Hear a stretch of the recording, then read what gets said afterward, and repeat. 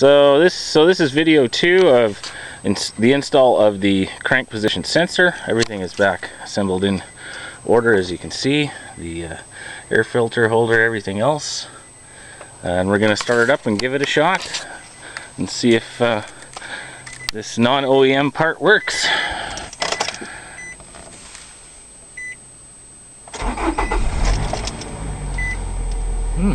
So far she's running like a charm.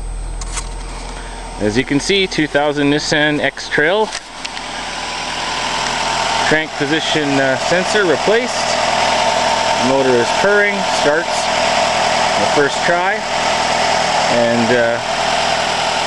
that's how it's done. 2006 Nissan Xtrail crank position sensor replacement, total success.